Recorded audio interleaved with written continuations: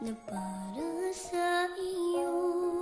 Huwag mag-iinip dahil kaniyan ang buhay sa mundo.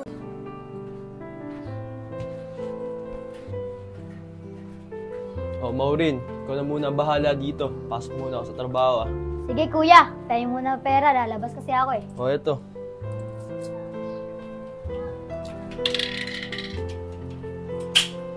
Tagal naman ni Maureen. Oo nga, Jaire. Hindi tuloy tayo makagala. O saan na kaya yun? Kaya nga eh. Uy, andun na pala sila. Oh, dyan na pala si Maureen eh. Guys, tara, gala na tayo. Tara.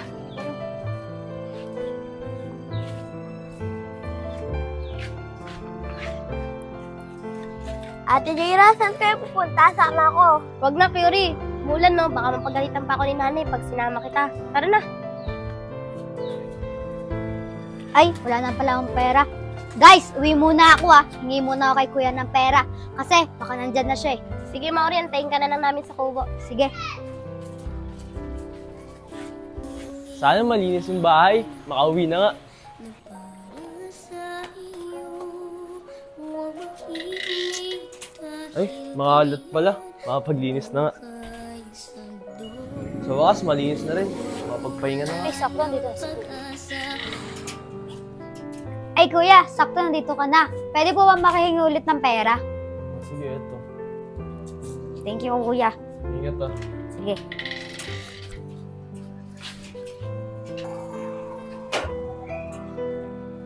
Sakto, nakahingi ulit ako ng pera kay kuya. Makapunta na nga ulit sa tropa ko. Sa tingin mo ba, be? Makakahingi pa si Maureen ng pera? Sa tingin ko, hindi na eh. Kasi kakahingi niya lang kanina. Kaya nga eh.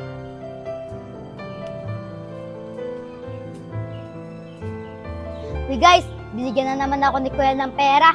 Tapos, di pa niya ako pinagalitan. Ang bait talaga ni kuya. Ganun ba, Maureen? Ito na lang tayo. Huwag na lang muna tayo gumala. Malakas kasi ulan eh. Ganun ba, Jaira? Sige, wag muna tayong gumala. Total, nakagalan tayo kaganina eh. Hey guys, paano? Uwi na ako ah. Sige, Maureen. Sabay na kami sa'yo. Tara.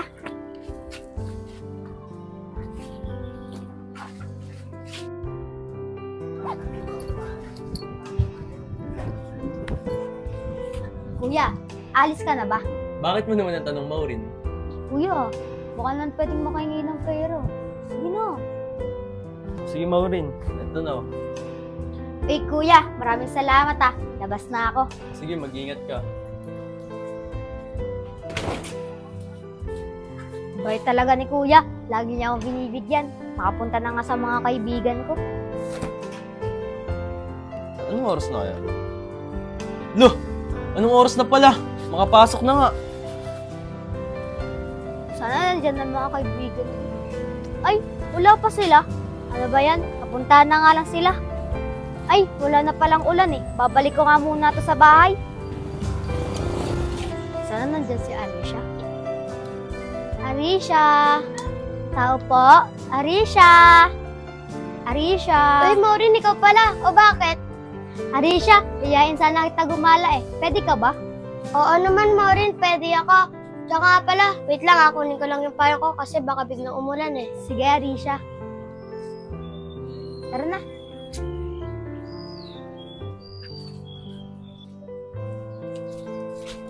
Maureen, Arisha, saan kayo pupunta? Gagala sana kami. Tara, sama ka. Sige, tara. Maureen, saan ba tayo pupunta? Tatambay tayo sa monte.